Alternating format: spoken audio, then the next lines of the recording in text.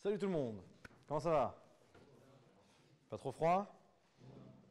Presque, non? Cool. Alors, on va commencer cette session sur les outils, les bonnes pratiques autour des API. Mais peut-être avant de commencer, j'aimerais bien un peu savoir c'est quoi votre le parcours un peu de chacun, savoir où est-ce que vous en êtes au niveau de l'apprentissage du code, si vous avez déjà fait des API. Si vous êtes déjà venu, est-ce qu'il y en a qui étaient déjà venus à la première session qu'on avait faite au wagon il y a février? Non? Bon, tu me diras si je me répète.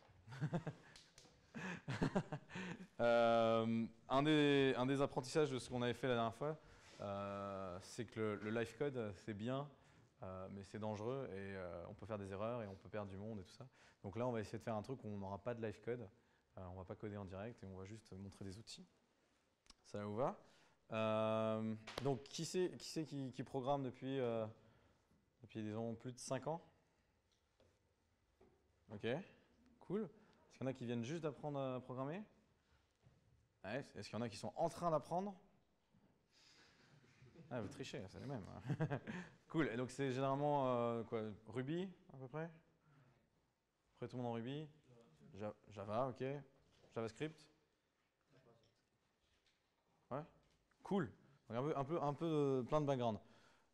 L'avantage, c'est ce qu'on va montrer ici, c'est pas lié à un langage, ça s'applique un peu à tout le monde et on va pouvoir mettre ça en application très rapidement.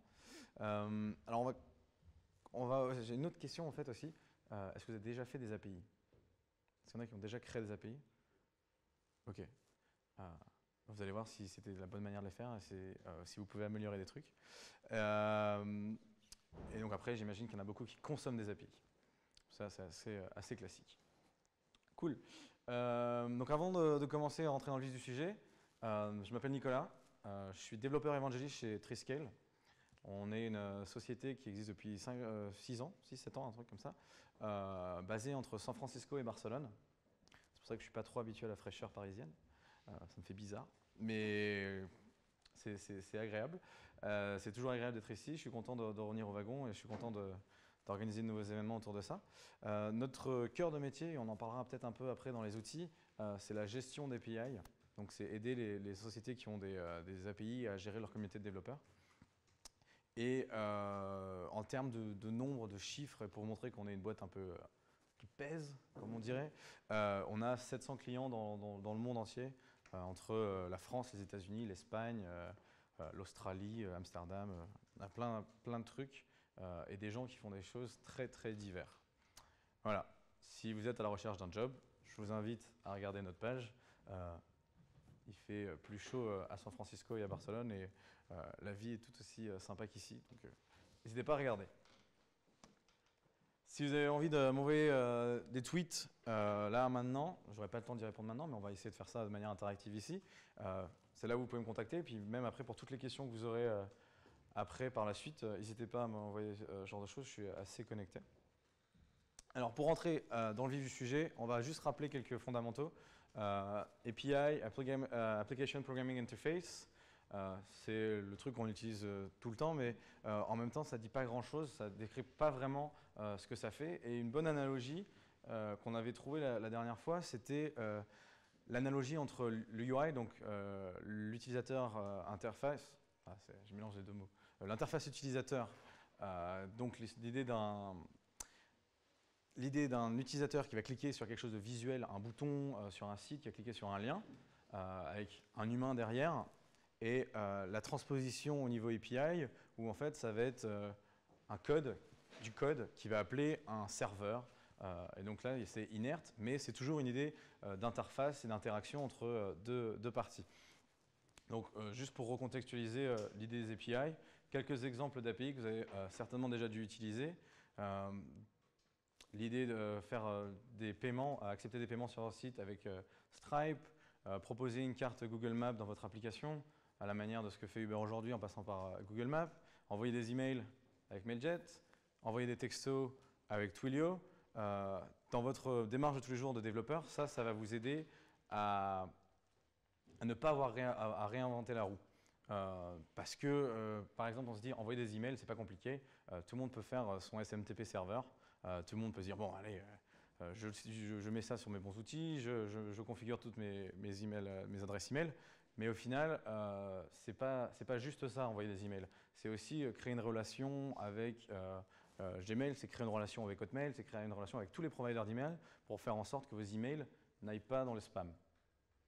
Et ça, si vous êtes développeur, si vous êtes en train de créer votre startup, c'est un peu une perte de temps. Ce n'est pas vraiment le cœur de votre métier. Ce n'est pas là-dessus que vous allez créer de la valeur. Donc, on recommande d'utiliser d'autres solutions. Et ça vaut pour les emails, ça vaut pour la carte, ça vaut pour la carte bancaire et tout ça. Et donc, l'idée, c'est qu'il y a plein d'API qui vont proposer ce genre de service-là. Et donc, il y a généralement une API for that. Il y a toujours une API pour un de vos problèmes. Et plus vous en utilisez, moins vous aurez à réinventer des choses. Et plus vous pourrez vous concentrer sur le cœur de votre activité, de votre startup, votre projet en général. Cool. Donc ça, c'est pourquoi on avait besoin d'utiliser des API. Ça me semble assez logique. On est déjà tous en train de le faire. La vraie question maintenant, c'est pourquoi vous, dans votre projet d'aujourd'hui, dans votre startup, dans votre entreprise, vous avez besoin d'avoir une API. Et là, vous dites, mais nous, pourquoi quoi? Enfin, c'est pas vraiment notre domaine d'ouvrir nos data, c'est pas vraiment on n'a pas vraiment de technologie à vendre, on n'a pas vraiment d'outils à proposer.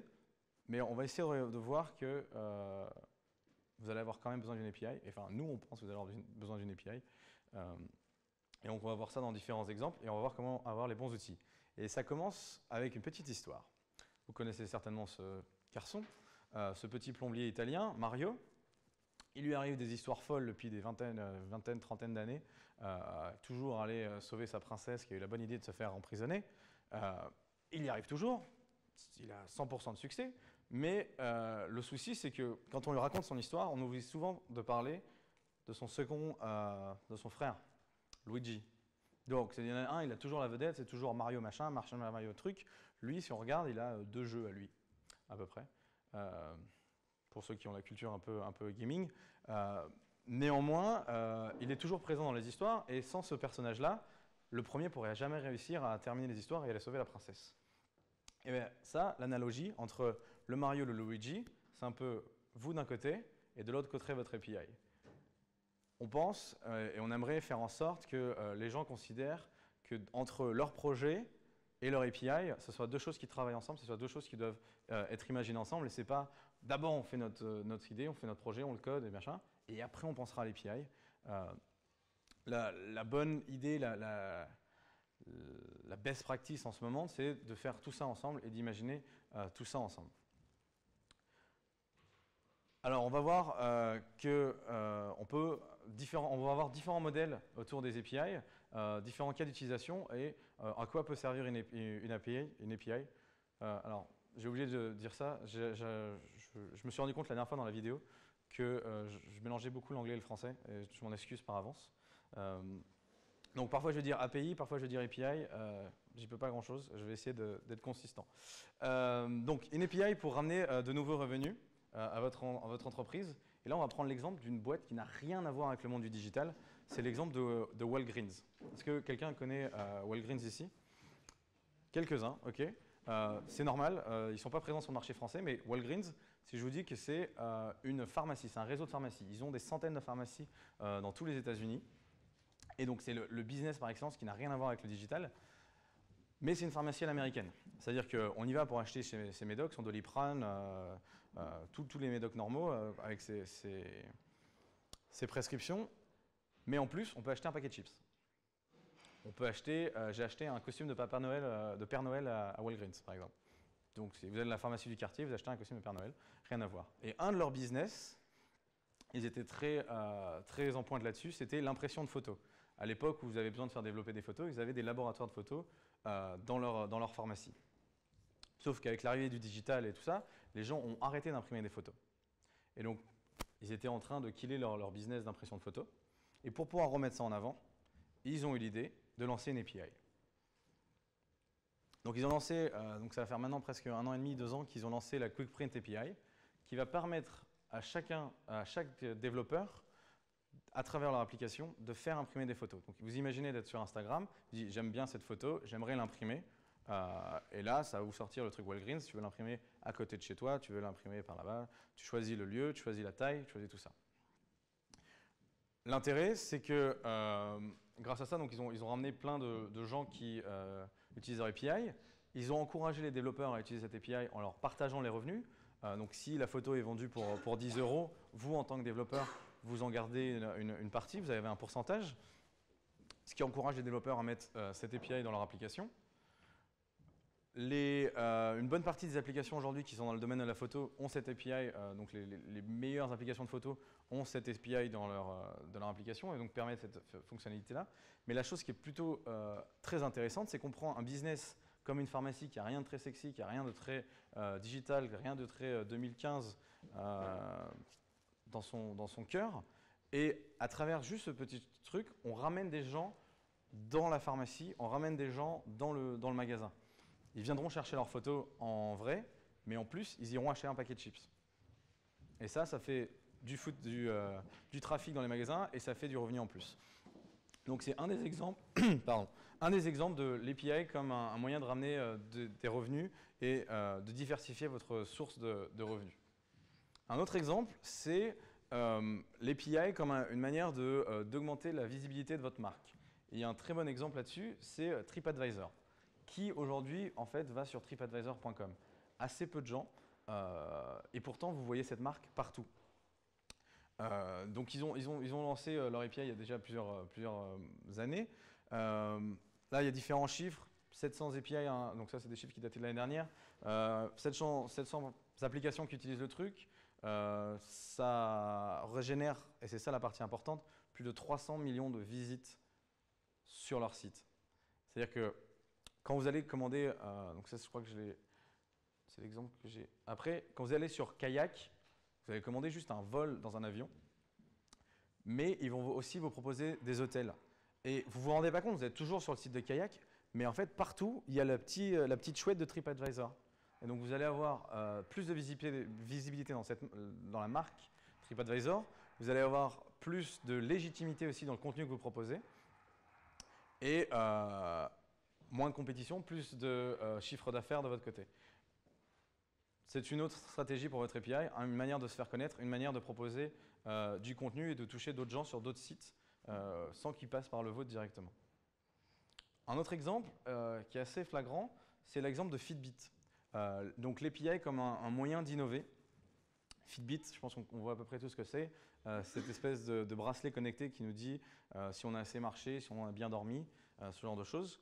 Quand ils sont lancés, donc c'est une boîte qui était à San Francisco, ils se sont lancés c'était quand même un produit assez cher aussi, en targetant spécifiquement les gens qui avaient des téléphones iPhone. Parce que c'était ces gens-là qui avaient plus tendance à dépenser que ceux qui avaient des téléphones Android. Donc leur petite équipe de leur petite startup a développé une application, et une seule, qui était l'application iPhone. Donc de base, ils ne s'adressaient pas du tout aux autres gens, ils perdaient des millions d'utilisateurs là-dessus, mais leur target, ceux qui avaient envie d'acheter leur machin, c'était des utilisateurs iPhone. Ce qu'ils ont fait, pourtant, c'est aussi lancer leur API dès le départ. Vous aviez accès à leur API, vous aviez accès à vos datas dès le départ. Ce qui a permis, en fait, d'avoir une communauté de développeurs curieuse d'intégrer ces applications-là, de créer des applications sur des plateformes qui n'existaient pas. C'est pas mon exemple personnel, mais imaginez, je suis développeur Windows Phone, il n'y a pas cette application-là. J'adore mon Fitbit, j'ai quand même envie de savoir si j'ai bien dormi, j'ai quand même envie de savoir si je suis en bonne santé. J'utilise l'API et tout d'un coup, je peux créer ma propre application Fitbit. L'avantage pour moi, c'est qu'elle existe. L'avantage pour moi, c'est qu'il y a plein d'autres gens qui peuvent utiliser cette application-là, donc je me fais reconnaître dans le monde. Mais surtout, l'avantage pour Fitbit, c'est qu'eux, ils ont économisé des coûts de développement. Parce qu'au final, ils ont maintenu qu'une seule API. Ils ont maintenu l'API, mais ils ont surtout maintenu qu'une seule application, l'application iPhone. Et donc, ils estiment que ça leur a ça leur a économisé $1 million de développement. Ce qui est énorme quand on est une petite startup et qu'on ne peut pas se focus sur tous les marchés. Et aujourd'hui, avec la fragmentation de tous les marchés, de tous les appareils, c'est une stratégie intéressante. Un autre exemple sur l'innovation, ça va être Netflix. Je ne sais pas si vous vous êtes rendu compte, mais à chaque fois que Netflix, à chaque fois qu'il y a un nouveau device qui sort, le Roku, l'Apple TV, ou même des trucs un peu obscurs, des petits devices chinois dont on n'a jamais entendu parler, Netflix a déjà une application là-dessus. Comment ils font ça? C'est à travers leur API. Ils ont des clients assez stupides, les applications en elles-mêmes sont assez bêtes, elles font juste plein de requêtes à l'API. Du coup, créer une application pour ce nouveau device, c'est pas si compliqué que ça. C'est court en développement parce que la logique est dans l'application, dans l'API.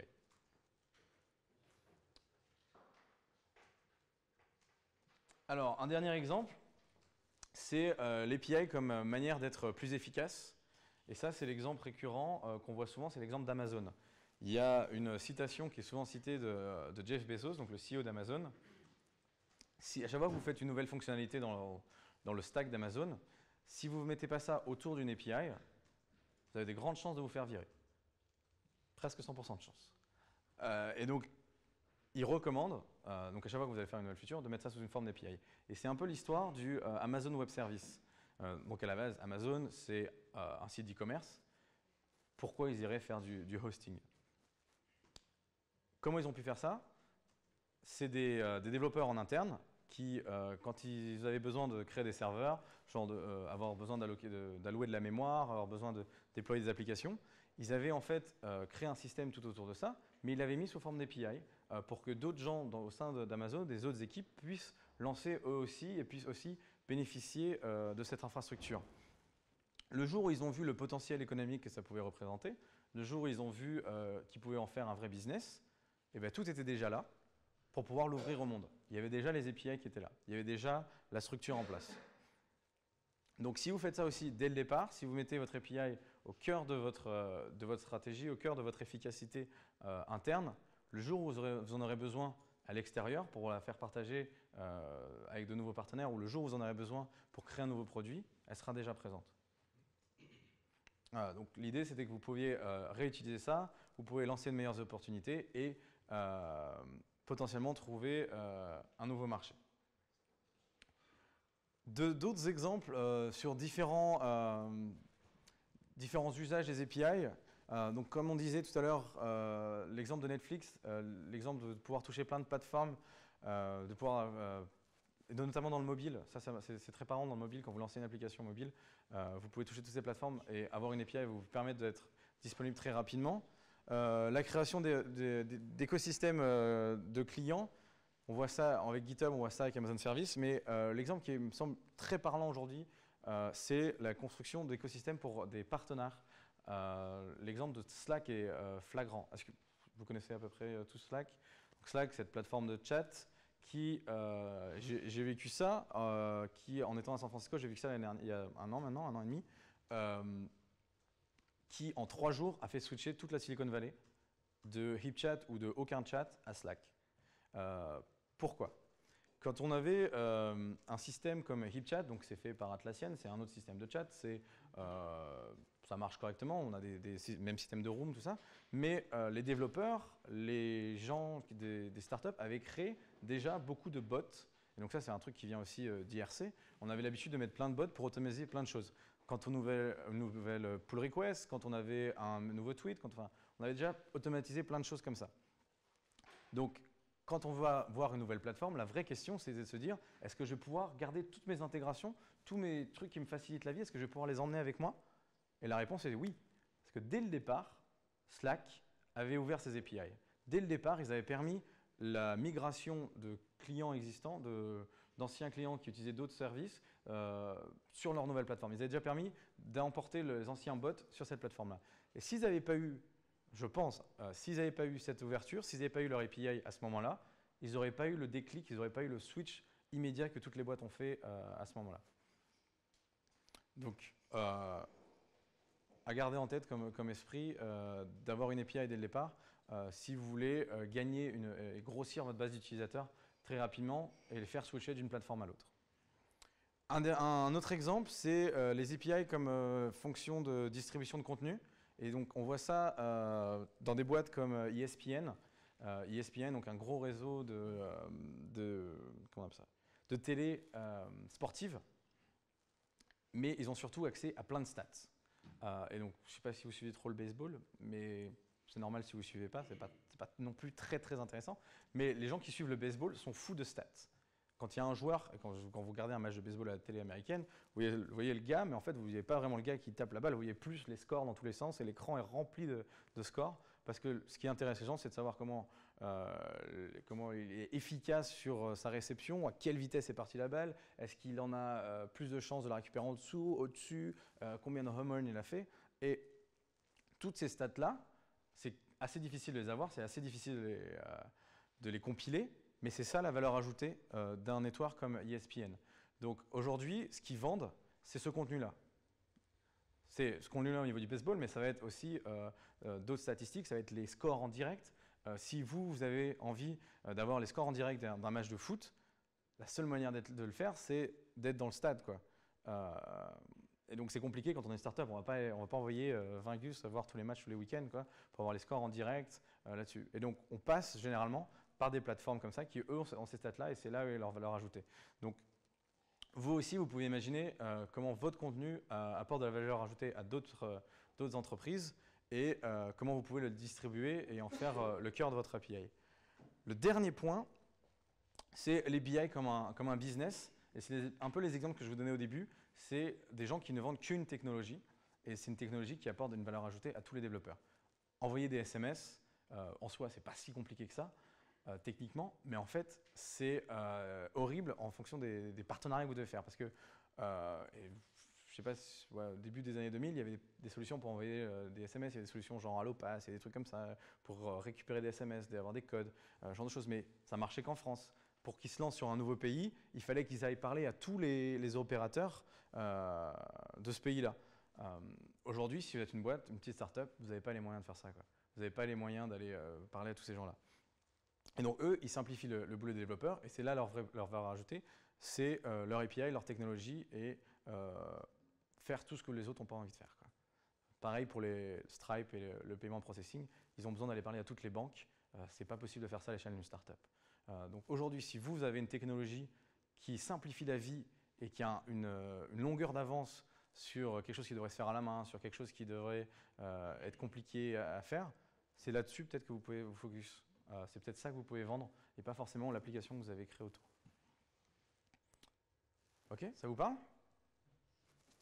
Bien, énorme. Alors maintenant, la vraie question, c'est à quel moment on va avoir besoin d'une API? À quel moment on doit se poser la question de quand c'est qu'on la développe? Et si vous avez un peu suivi ce que je vous ai dit, dans notre sens, il faut faire ça dès le départ, au tout début, dès que c'est possible. C'est ce qu'on appelle le API First Design. Donc d'abord, vous créez votre API et autour de ça, vous allez créer vos différentes applications. Ce qui va vous permettre, encore une fois, d'être efficace sur le déploiement sur d'autres plateformes, ce qui va vous permettre, le jour où il y aura un autre partenaire, un client qui aura besoin d'avoir accès à vos données, vous avez déjà l'API ici, et donc vous allez gagner en efficacité, vous allez gagner en rapidité de développement. Et donc, c'est ce qu'on a là, toucher à la fois différents devices, mais aussi créer un écosystème et des partenariats autour de votre technologie ou de vos contenus. Voilà, alors maintenant on va aborder, donc ça c'est la question de pourquoi on a besoin d'une API, quelles vont être les bonnes idées et comment vous allez pouvoir influencer ça dans votre business. Maintenant on va rentrer un peu plus dans la partie technique sur concrètement qu'est-ce qu'on va faire avec cette appli et comment on va la construire. Moi j'ai mis Bob le bricoleur, vous voyez que mon enfance a été bercée par beaucoup de cartoons et de jeux. Et donc on va voir ça autour de ce qu'on appelle l'API Lifecycle. C'est le cycle de vie de votre API et les différentes étapes par lesquelles vous allez devoir passer pour avoir une API qui marche bien. Ce n'est pas compliqué, il y a 4 étapes, les voici. Ça se mord un peu la queue, mais vous les prenez un peu dans n'importe quel sens. L'idée, c'est quand même de commencer par le commencement, c'est-à-dire la partie plan design. Donc c'est là que vous allez réfléchir à comment vous allez construire cette API, qu'est-ce que vous allez mettre à disposition. C'est la partie où on ne code pas encore, on est encore dans la réflexion, on est encore dans la planification. La deuxième partie, ça va être la partie intégration et construction. Et là, on va rentrer dans le code. Une autre partie, ça va être apprendre des usages, comment les gens utilisent l'API. Et à la dernière partie, ça va être faire connaître cette API. Donc, on va aller voir différents outils dans chacune des parties. Si vous êtes familier avec le Lean Cycle, c'est plus ou moins la même chose, mais spécifique à votre API. Ok, on est parti? N'hésitez pas à m'interrompre si vous avez des questions. Hein. Je suis pas prof, je fais pas peur, je mange pas les enfants. J'aimerais bien qu'on fasse ça de manière interactive.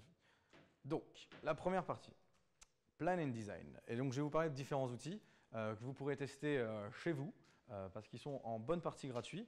Et c'est des bonnes pratiques qui sont utilisées par les API nerds, qui font des API tout le temps. Le premier, c'est API Studio. Donc, c'est fait par Apigee, qui est une boîte qui est dans le monde des API depuis longtemps, qui est rentrée en bourse il n'y a pas si longtemps que ça.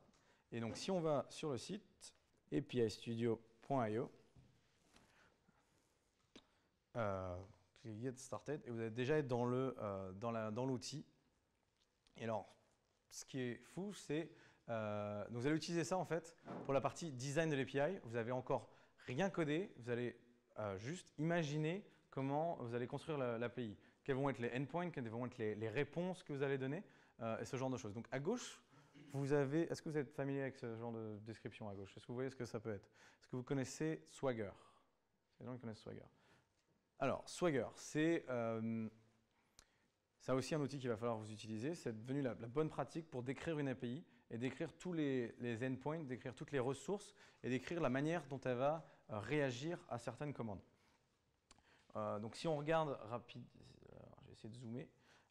Si on regarde, on va avoir ici la version de l'API, on va voir ici comment elle s'appelle, mais on va voir ici aussi, surtout, la base de l'API, où est-ce qu'elle va se trouver et comment on va l'appeler. Donc, on va pouvoir différencier ces différents endpoints. On va vérifier qu'elle consomme du JSON et qu'elle retourne du JSON. Donc, ça, c'est des choses génériques sur l'API. Ensuite, la partie qui va nous intéresser, plus au niveau des designs d'endpoint, c'est toute la partie pass, donc ce tableau. Et là, vous allez pouvoir spécifier tous les schémas et toutes les méthodes de votre API. Donc, alors, tout ça, ça va faire manuellement, en fait. C'est la première étape, en fait, c'est d'écrire ça de manière schématisée dans ce format-là, pour qu'après, ensuite, il vous fasse ça. Et c'est ça la partie qui est intéressante dans cet outil-là, c'est qu'une fois que vous avez écrit et décrit votre API, il va vous générer une espèce de documentation interactive où, si je veux, là, je vais tester le get hello directement. Hop, hop, hop, je prends l'application JSON, j'ai l'accès aux headers et tout ça, et j'ai même la réponse. Le fichier à gauche, c'est le fichier Swagger.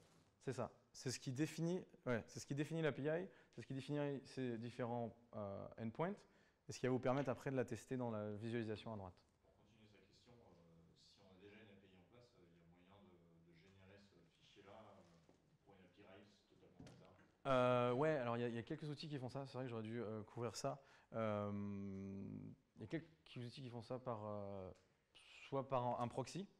Donc on va dire, bon là, il y a le proxy là, et donc en fait on va lui faire plein de requêtes, et il va apprendre quels vont être les différents endpoints existants de ton API. Et donc à partir de ça, il va créer un Swagger, ou il y a des outils à mettre dans le code. Genre, à chaque fois qu'on va créer un endpoint, on va mettre des commentaires pour ensuite, après, utiliser cet outil-là pour générer le Swagger à partir des commentaires qu'on avait laissés. Ouais, c'est ça, à peu près. Ça répond à ta question? Tu peux nous donner le nom de ces outils? Ouais. Il y a Swagger to... un truc comme ça, je crois. Swagger to Markup, je crois que c'est ça. Non, ça, c'est pas ça. Ouais, c'est pas ça. C'est quoi celui qu'on utilise, nous? Ouais. Non. Ah, on utilise un truc en plus qu'on a fait. Ah,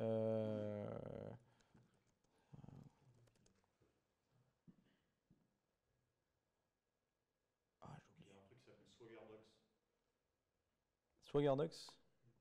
Generate Swagger UI JSON files for Rails API with simple DSL. Ouais, il y a moyen. Alors, ça, je ne le connais pas. Alors c'est le désavantage de ce truc-là, c'est que donc la spécification est connue de tout le monde, mais il y a des outils partout. Je ne connaissais pas Swagger Docs, par exemple. Nous, on utilise un autre truc. Mais vu que ça appartient à tout le monde, il y a plein d'outils aussi. Et donc, je n'en ai présenté que quelques-uns, mais il y a certainement des outils un peu plus spécifiques. Et donc ça a l'air plutôt intéressant. Cool, bonne découverte. Ouais, voilà. Donc si on revient dans la spécification, vous allez pouvoir décrire votre API, vous allez pouvoir décrire les réponses. Et donc là, si on regarde vite fait, si on va faire vite fait un changement, la réponse qui passe en 200, donc qui marche bien, c'est une réponse succès, et on va aller chercher la Hello World réponse qui va être définie ici. Et si on veut, on va pouvoir modifier ça en... Voilà, on met n'importe quoi. Et dans la partie visuelle juste là, on va pouvoir l'appeler, si je rappelle la requête, et je devrais avoir mon API qui m'en retourne n'importe quoi. Ce que j'avais prévu de retourner. Donc, ce qui est intéressant là-dedans, c'est beaucoup plus la partie imagination, collaboration autour du design de l'API. Ça marche très bien si vous êtes en interne et vous avez plein de services dans la boîte qui vont travailler ensemble et être sûr que l'API correspond aux besoins de chacun. Donc, vous utilisez ça comme une base de discussion, une base de travail, et en regardant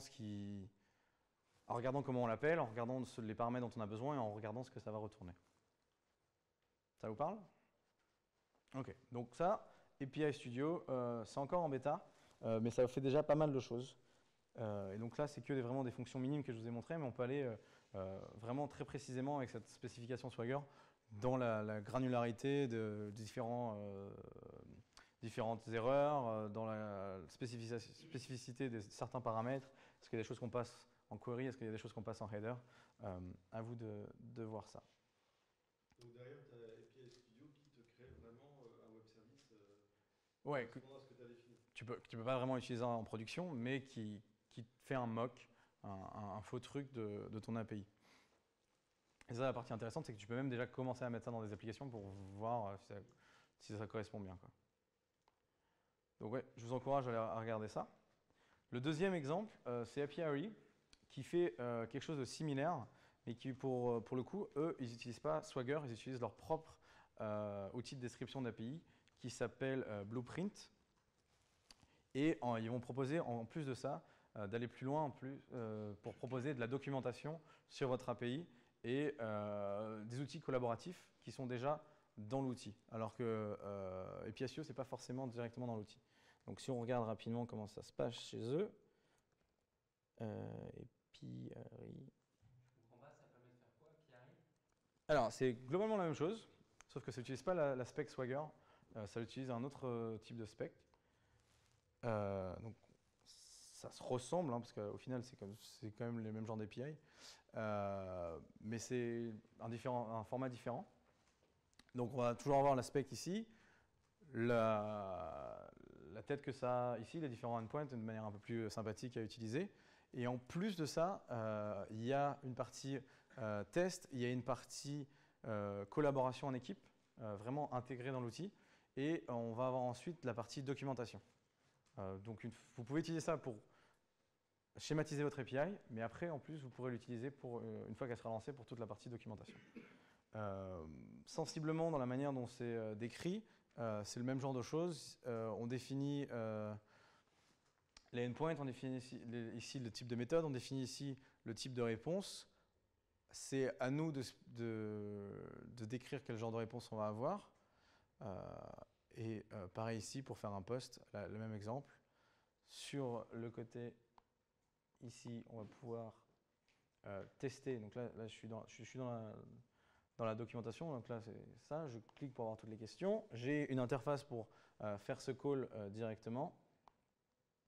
Je passe les headers qu'il faut et j'appelle la ressource et j'ai directement mon contenu. Pareil, un bon outil pour avoir des feedbacks sur le design de l'API et travailler en équipe autour de ça. Mais en plus, une fois que vous avez envie de la mettre disponible, vous pouvez en servir comme un outil de documentation. Et donc, c'est ça qu'on voit ici. Je n'ai plus qu'à donner ce lien-ci, donc docs.pixum.api.io, à mes développeurs, aux gens qui veulent utiliser mon API. Et ça, on peut s'en servir pour créer la documentation là-dessus, quoi. Le format qui se développe le plus, c'est ce Swagger ou c'est celui-là? C'est Swagger. C'est Swagger. il y a 3 formats en fait, de description d'API. Donc il y a les deux qu'on a vus là, Swagger, API Blueprint, et un dernier qui est poussé par Mulsoft qui s'appelle Ramel. C'est des histoires de chapelle, chacun se bat un peu pour savoir. Ramel. R-A-M-L. Il y a des histoires un peu de chapelle de savoir qui a la meilleure description et quelles sont les choses qu'on peut faire avec ça. Ce qui est vachement important pour vous, c'est beaucoup plus les outils qui ont été construits. Et pour le coup, Swagger a beaucoup plus d'outils disponibles que les autres.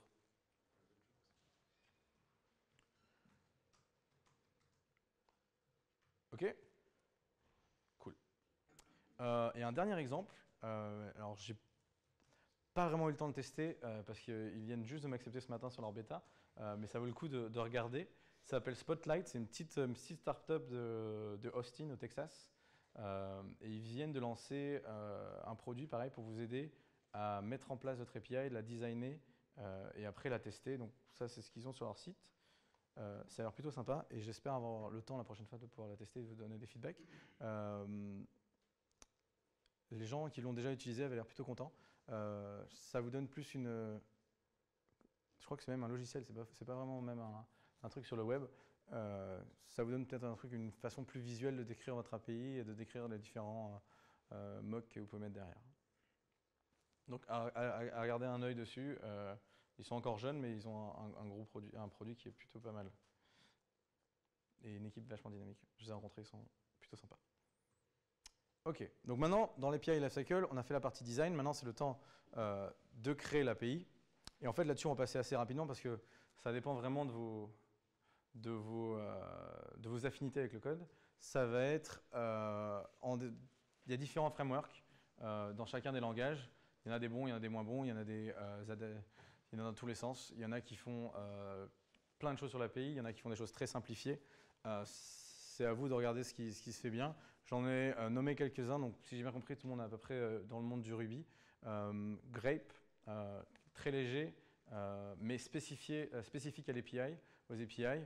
Sinatra, qui fait plein de choses en dehors, mais qui peut très bien s'adapter à la construction d'API. Et Rails API, qui est une gem que vous allez ajouter, qui va vous faire des ressources REST spécifiquement pour l'API. Et plein d'autres exemples dans plein d'autres langages. Vite fait, un exemple en Express, donc c'est du Node. Il n'y a pas de magie vraiment là-dedans, c'est juste une manière de voir comment c'est décrit. Vous définissez chacune des ressources avec son verbe, son endpoint, et après vous faites la logique de l'API derrière, ce que ça va retourner comme données. Vous allez définir quel genre de format vous allez rendre, est-ce que c'est du JSON, est-ce que c'est du XML, ce genre de choses. Mais globalement, vous retrouverez à peu près le même genre de structure dans tous les frameworks. Ok, donc là c'était vraiment assez minime, mais la partie ensuite qui est assez intéressante, c'est une fois que vous avez créé votre API, une fois que vous l'avez sorti, comment vous apprenez des usages de cette API et comment vous allez savoir ce qui se passe dessus, qui l'utilise. Et donc ça c'est tout ce qu'on appelle API Management. Et là vous dites, ah, qu'est-ce que c'est encore ce mot, ce terme barbare. C'est pour ça que j'ai mis ce panda qui a l'air de se lamenter. On va dire encore un truc à apprendre. C'est pas si compliqué. L'idée simple de l'API Management, c'est de savoir qui fait quoi sur votre API. Donc c'est de connaître vos utilisateurs. Savoir si c'est juste un développeur du dimanche ou si c'est potentiellement un partenaire pour votre business. Donc généralement, on fait ça à travers des API keys pour les authentifier. Ça va vous permettre aussi de restreindre l'utilisation de votre API. Pareil, le développeur du dimanche, on va éviter qu'il ait accès à certaines ressources ou on va le limiter pour pas qu'il mette en danger la base de données et qu'il fasse trop de requêtes. Alors qu'un partenaire avec qui on a envie de travailler, on va lui donner accès presque illimité à l'API. Donc utiliser une solution de gestion d'API, une solution d'API management, ça va vous permettre de mettre ça comme genre de limite. Une autre partie intéressante, ça va être la partie metrics. Alors des analytics, savoir qu'aujourd'hui vous avez eu tant de hits sur votre API, savoir que ce compte-là est le plus actif, savoir que certains endpoints, et ça c'est une partie intéressante dans la boucle d'apprentissage sur votre API, savoir qu'il y a certains endpoints qui ne sont jamais appelés. pourquoi ces endpoints ne sont jamais appelés? Est-ce que c'est parce qu'ils ne sont pas documentés ou mal documentés, ou est-ce qu'ils n'ont pas d'utilisation? Est-ce que personne n'a envie de les utiliser, quoi? Et si personne n'a envie d'utiliser, pourquoi vous continuez à les maintenir? Si vous n'avez pas de solution de gestion d'API, si vous n'avez pas ce genre de feedback, vous ne le saurez jamais. Donc vous allez continuer à développer des features sur votre API, vous allez continuer à rajouter des endpoints, mais ça se trouve, il n'y a personne pour les utiliser et la valeur n'est pas vraiment là-dedans. Donc des métriques là-dessus. Pareil, si vous avez aujourd'hui quelqu'un qui utilise votre plateforme à fond et que vous la faites payer, ça serait pas mal de lui dire mais passe au plan d'après. Et si pareil, vous n'avez pas d'analytics, vous ne pourrez jamais savoir qu'il est un gros utilisateur et vous pouvez potentiellement le faire payer pour ça. Et donc ça, c'est donc on a dit quoi? Les analytics et j'avais oublié la partie monétisation. Certaines solutions de gestion d'API vous permettent de facturer l'usage de votre API. Et donc c'est un business model en plus de ce qu'on a vu tout à l'heure. Facturer l'usage de l'API, on a vu des boîtes qui facturent presque à 60, entre 30 et 60 $ le call à leur API. Si vous apportez une grosse valeur ajoutée, vous pouvez vous faire un peu d'argent et construire un business intéressant.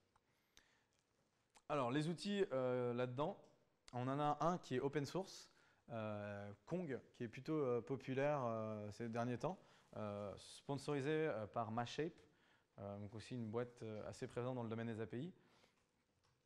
Je peux aller sur le site, mais il n'y a pas grand-chose à regarder sur le site. Si ce n'est l'infrastructure de comment ça se passe, en fait, c'est quelque chose que vous installez entre votre client, donc les développeurs, et votre API. Et ça va gérer plusieurs choses. Ça va gérer donc ce qu'on a vu, le rate limiting, ça va gérer du logging, donc avoir des analytics, et ça va gérer la partie authentification, sécurité de votre API. Et la chose qui est intéressante sur cette solution-là, c'est que c'est basé sur du Nginx. Donc si vous avez déjà une infrastructure Nginx, vous pouvez l'installer facilement. Et si en plus vous avez des besoins particuliers, ils ont mis en place une structure de plugin. Donc vous pouvez créer vos propres plugins facilement. La deuxième solution, c'est la nôtre. On propose le même genre de choses. On n'est pas open source. Enfin, on a des parties qui sont open source, mais notre cœur de produit n'est pas open source. On propose une intégration de différentes méthodes, différentes manières. Vous pouvez faire ça directement dans votre code à travers une gem Ruby, un package Node, ou vous pouvez aussi faire ça avec Nginx. On a aussi une solution sur Nginx qui va vous donner plus de granularité, qui va vous donner plus de contrôle sur votre API. Le truc qui est intéressant par rapport aux autres, c'est qu'on couvre le spectre entier du life cycle, c'est-à-dire que vous allez pouvoir créer votre API, la mettre dessus, la manager, avoir du feedback, avoir une partie documentation, une partie expérience développeur, et ensuite apprendre de ces analytics pour avancer sur votre API. Notre solution est gratuite jusqu'à un certain usage, donc 50 000 calls par jour. Je vous souhaite d'en faire plus. Ça veut dire que vous avez une boîte et un projet qui marche vachement bien. 50 000 ouais. T'es déjà au-dessus ou pas? Non, justement, je vais commencer avec ça, comme ça j'ai pas besoin de m'emmerder. Voilà, tu vois, il y a pas 50 000, ça fait déjà beaucoup. On a, donc ce qu'on disait, 700 clients dans le monde, de la petite start-up, du labo de recherche qui font ça et qui a très peu de calls, à des grosses boîtes qui ont des millions de calls par jour. Et en plus, on a une infrastructure dans le cloud qui dit qu'aujourd'hui, vous avez 50 requests, demain, vous en avez 10 millions. Ça ne nous pose pas plus de problèmes, on met juste plus d'instances. Donc, je vous encourage aussi à regarder ça. On va aborder la dernière partie, et on a bientôt fini, sur la partie engagement, développeur expérience. Qu'est-ce que vous faites avec vos développeurs une fois que l'API est sortie? Et un super outil dont je suis assez fan en ce moment, c'est readme.io. Vous avez certainement dû voir leur logo quelque part quand vous avez consulté la doc d'une API. Leur job à eux, c'est de faire des docs d'API super jolis, super sympas à utiliser et très clairs pour le développeur. Alors, si je vais rapidement dans les exemples, ici, alors, vous avez certainement déjà vu ce design en 3 colonnes. Sur la gauche, vous allez avoir tous les endpoints et des liens directs, par exemple, sur des getting started, des tutoriaux, des points particuliers de l'utilisation de l'API. Au centre, vous avez la documentation, donc tout le blabla. Mais bon, nous, généralement, on va directement, on fait, bon, alors comment je fais ça? Montre-moi le code. Hop, voilà, je fais ça. J'ai l'API ici, je teste. Pareil, ils ont quelque chose d'interactif qui va vous permettre de faire ces tests-là dans l'API. Et en plus, c'est une bonne fonction de leur outil. Ils s'adaptent aux différents langages. Et donc, ils génèrent, je sais pas, une dizaine de langages avec des exemples pour chacun de vos calls. Ouais, c'est ça. Là, c'est l'exemple pour tester directement dans le browser. Ce qui donne une meilleure expérience utilisateur, une meilleure expérience développeur, parce qu'ils n'ont pas besoin de passer par le code pour tester si votre API correspond à leurs besoins. Et puis, ils peuvent débugger assez rapidement aussi. Donc ça, c'est juste pour publier, pour montrer ce dont notre API est capable. Ouais. Au end user, finalement. Aux développeurs, c'est ça. Il y a moyen d'intégrer ça avec tout ce dit qu'il nous a donné avant, là, en build. Parce que, du coup, on est en train de se refaire deux fois la même chose. Vous êtes déjà intégré avec ça? On est en train de regarder à s'intégrer avec eux. Mais ouais, c'est un peu le souci. L'exemple que j'avais donné au départ de API, ils font quelque chose qui est un peu au milieu. C'est-à-dire ils font le mocking de doc, le mocking d'API, et après il y a une doc derrière. Mais ils ont pas, enfin l'expérience n'est pas forcément aussi sympa, jolie à mettre en place que ça. On peut pas forcément custom le design du. On peut pas, par exemple, là je peux mettre mon propre logo, je peux mettre ma propre marque, je peux mettre mes propres couleurs. C'est pas grand chose, mais dans l'expérience développeur, ça compte. Et est-ce qu'on peut utiliser le Swagger de tout à l'heure là-dedans? Ouais, ils viennent de mettre ça en place en plus. D'accord, donc on peut le faire sur API Studio où on génère le Swagger et on le met là. Ouais, c'est une fonction qu'ils viennent de mettre en place. Le point cool de Swagger, c'est que c'est utilisé par plein de services à plein d'endroits différents. Donc si vous utilisez ça comme base, il y a de bonnes chances que vous pouvez l'utiliser ailleurs. Et effectivement, j'ai oublié de mentionner qu'ici, on peut faire un import Swagger.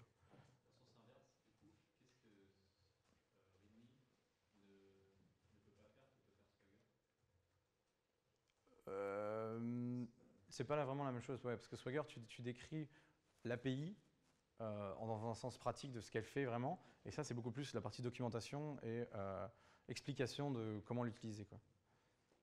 L'un permettant de générer l'autre, mais la documentation, le blabla, te permet pas de générer un Swagger, quoi. Ça... D'ailleurs, il y a des exports de ça, enfin, je veux dire, des exports, qu'est-ce que tu voudrais exporter? récupérer ça offline. C'est du Markdown, donc je pense que tu peux le sortir de là et récupérer tout ça et si tu veux le hoster après toi-même d'une autre manière. Aussi. Ouais, donc en fait, t'as pas accès, si tu exportes ça, tu auras juste accès au contenu, tu n'auras pas accès à la jolie tête que ça a et tu n'as pas accès à tous ces outils-là où tu mets ton code différemment, où tu testes l'API directement, quoi. C'est là qu'ils apportent de la valeur ajoutée, quoi. Et c'est utilisé par, alors si je regarde les logos, c'est utilisé par des boîtes de fous. Ils ont des, où est-ce qu'ils ont?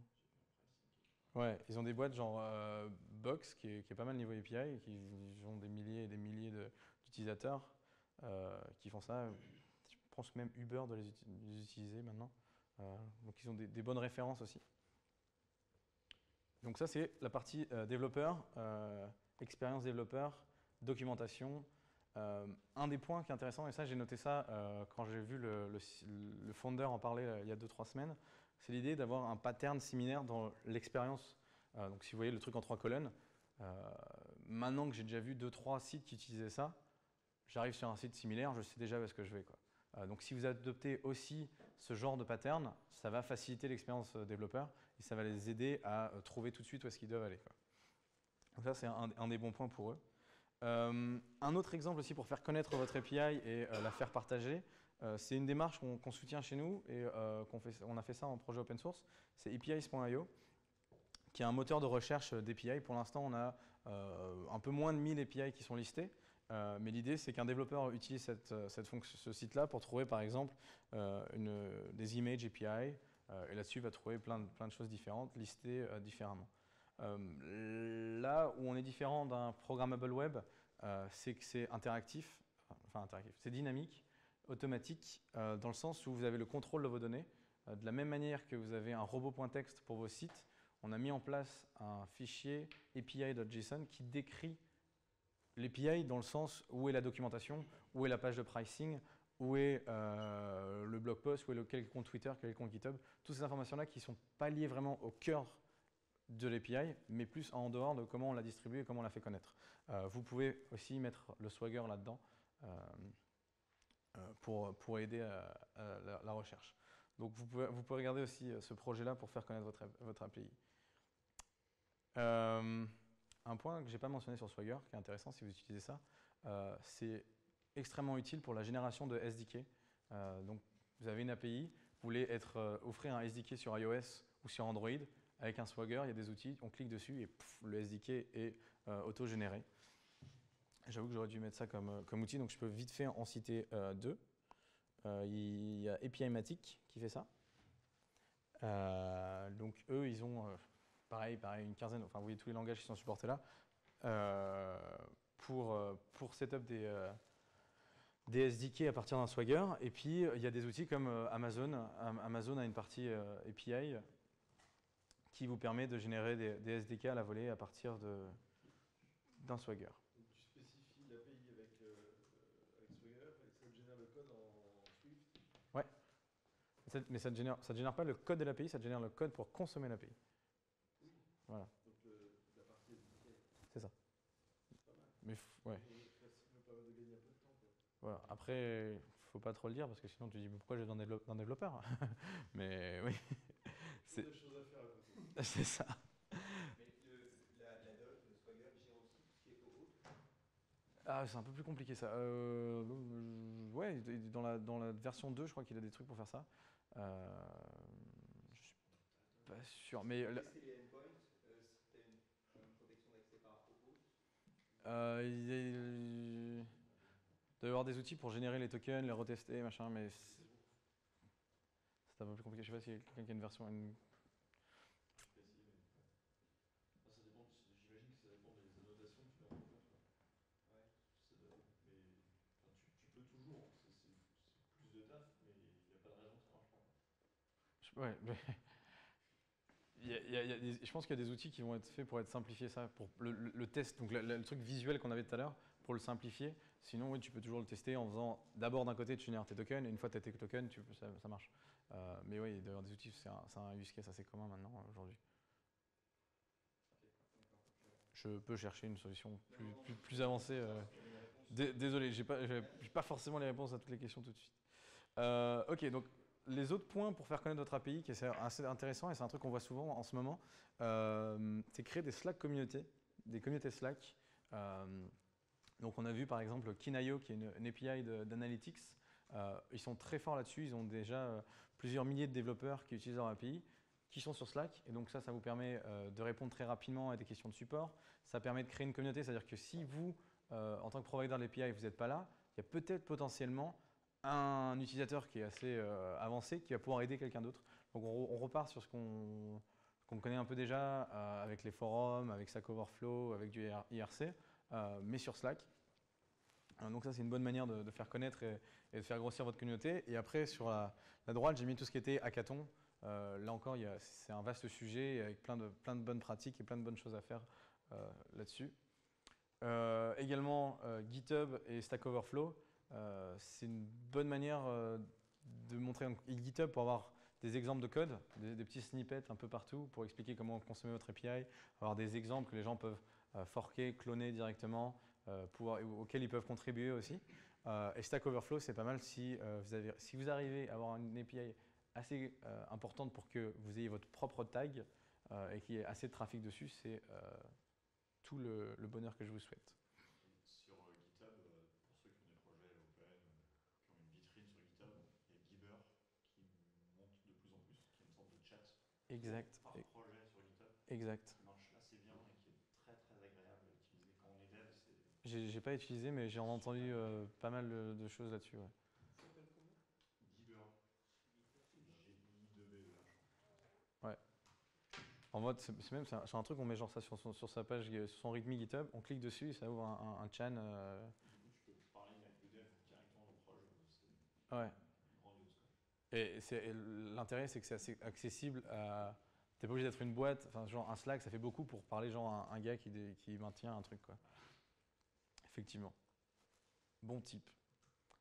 Cool. Donc maintenant, on a vu tous les outils.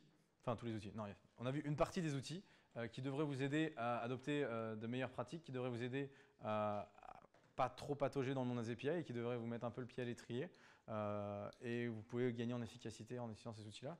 Il en existe plein d'autres, comme on a vu, on vient d'en découvrir un là, on en a découvert d'autres dans d'autres domaines.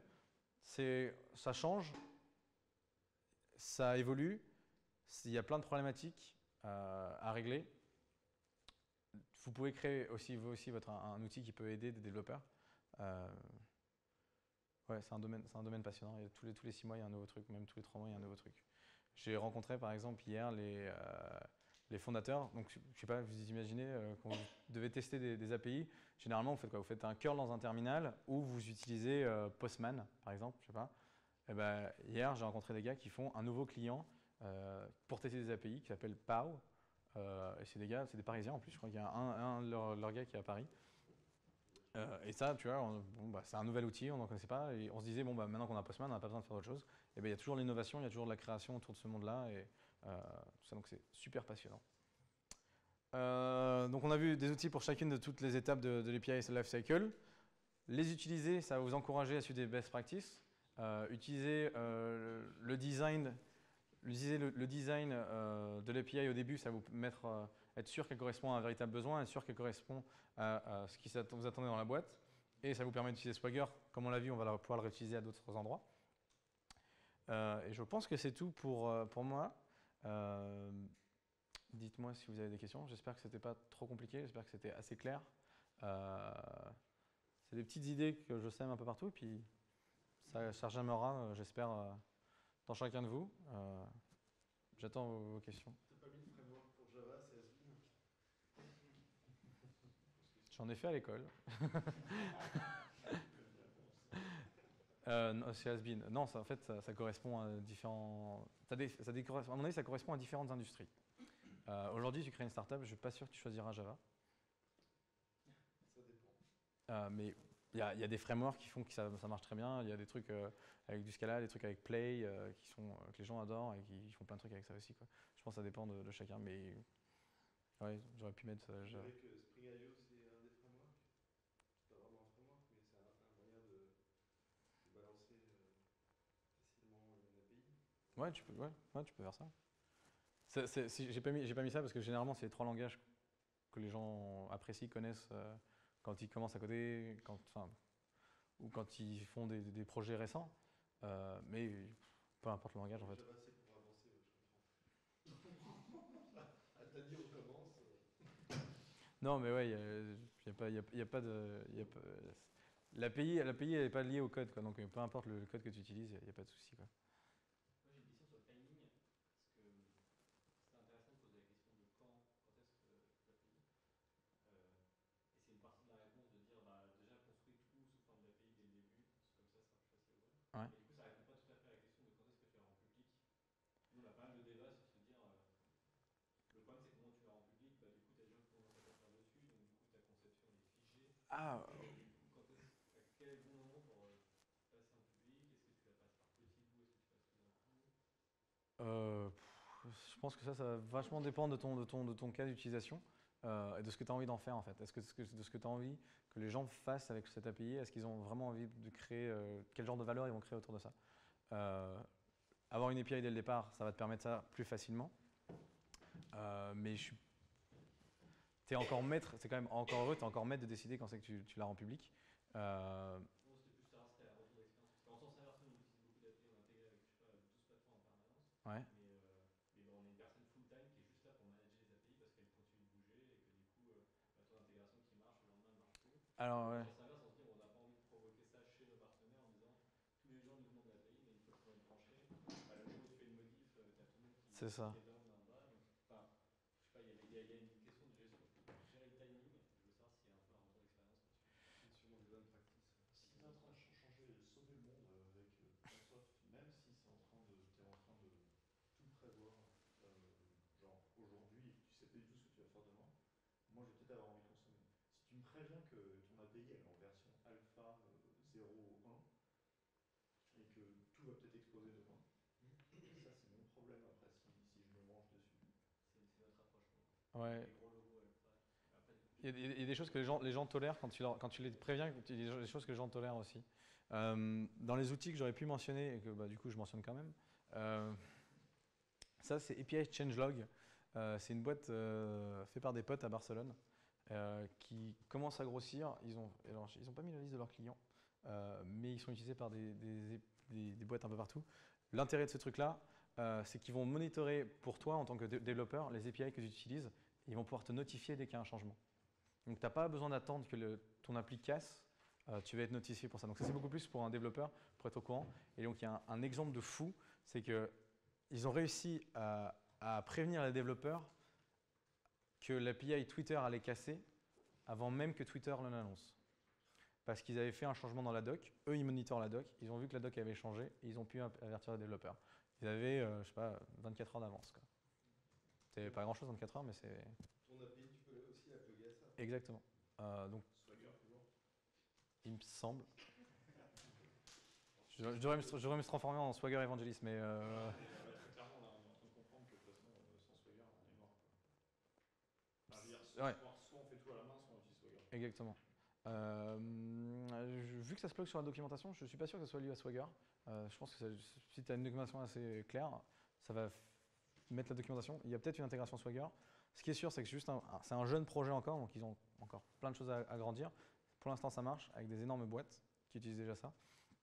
Même toi, quand tu fais ta propre API, tu vas pouvoir te plugger là-dessus et donner ce genre de données-là à tes développeurs. Donc, c'est pour répondre à ta question. S'il y a quelque chose qui va casser, tu vas pouvoir les avertir et ils seront avertis rapidement avec ça, quoi.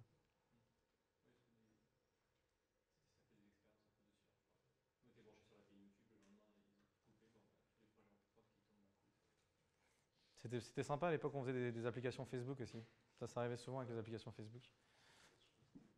J'ai eu quelques sueurs froides dans mon premier stage en faisant des applications Facebook. On a dit encore que c'est la faute du stagiaire, mais pas du tout. C'était l'application Facebook. Les pieds. Ouais, on va les mettre sur le Meetup. Pas de souci.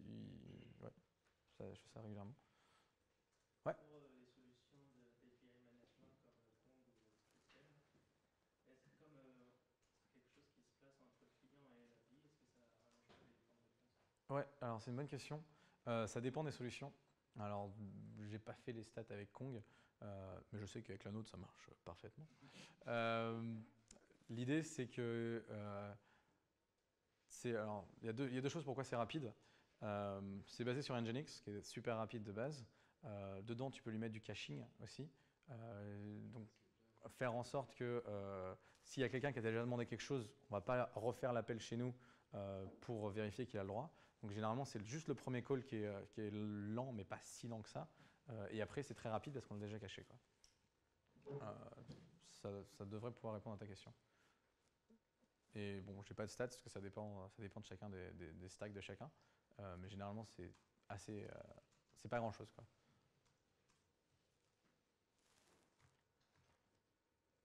Qui c'est qui a envie d'aller faire une API maintenant?